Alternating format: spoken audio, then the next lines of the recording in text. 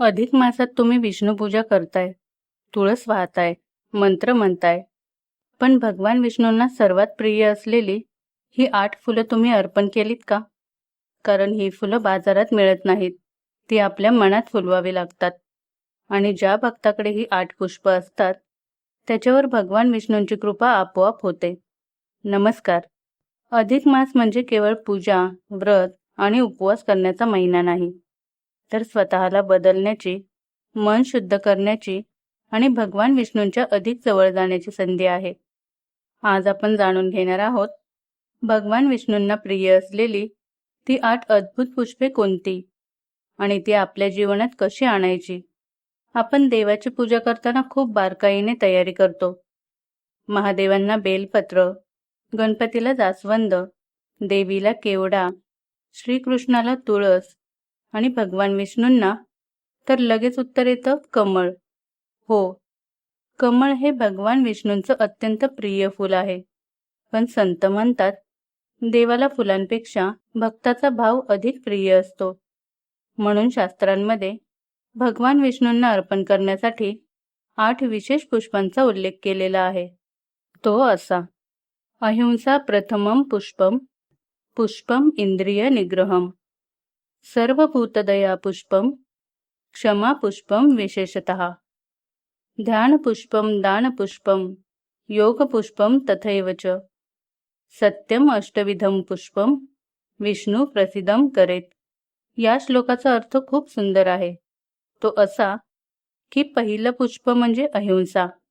अहिंसा म्हणजे जाणून बुजून किंवा नकळत कोणालाही दुखवू नये.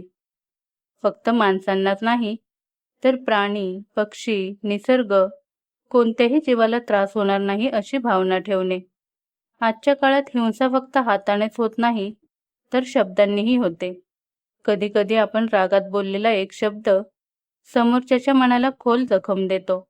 म्हणूनच शांत स्वभाव आणि संयम हेच पहिलं पुष्प आहे. दुसरं पुष्प म्हणजे इंद्रिय निग्रह, म्हणजे मनावर नियंत्रण ठेवणे. मन सतत भटकत असतं, कधी लोभात, कधी रागात, तर कधी मोहात. पण जो मनाला योग्य मार्गावर ठेवतो तोच खरा साधक.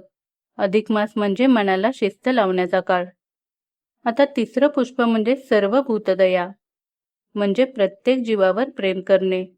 एखाद्या भुकेल्या माणसाला अन्न देणे, तहानलेल्या प्राण्याला पाणी देणे, वृद्धांचा आदर करणे, गरजूंना मदत करणे, हीच खरी देवसेवा आहे.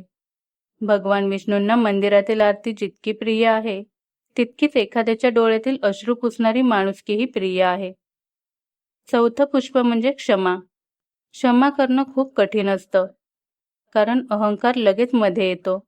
पण लक्षात ठेवा, जो माफ करू शकतो तोच मनाने खरा मोठा असतो. मनात राग, सूड, द्वेष साठवून ठेवला तर भक्ती कधीच मनापासून होत नाही.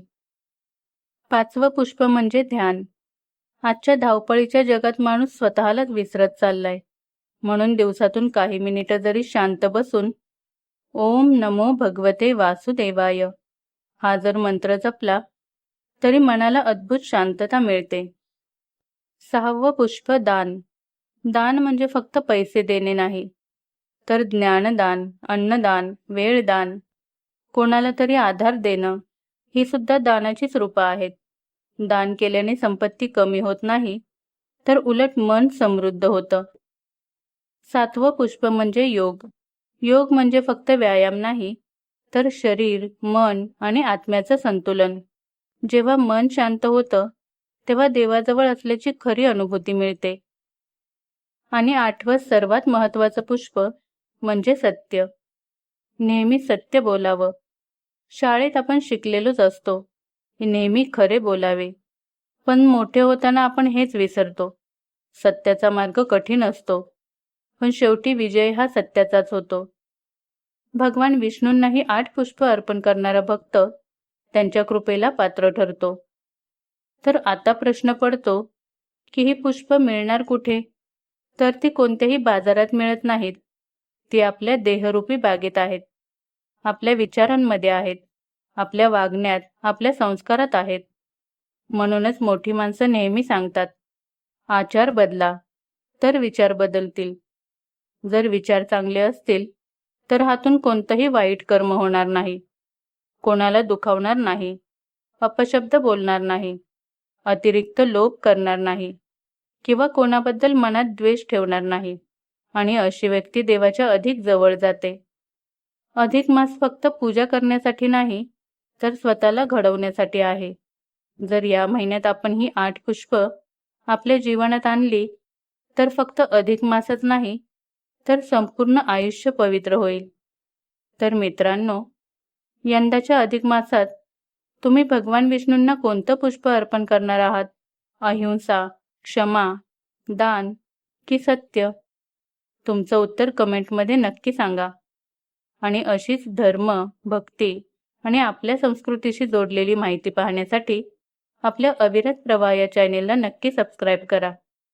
श्री हरी विष्णूंची कृपा तुमच्यावर आणि तुमच्या परिवारावर सदैव राहो. तर पुन्हा भेटूया पुढील व्हिडिओमध्ये. ओम नमो भगवते वासुदेवाय. धन्यवाद.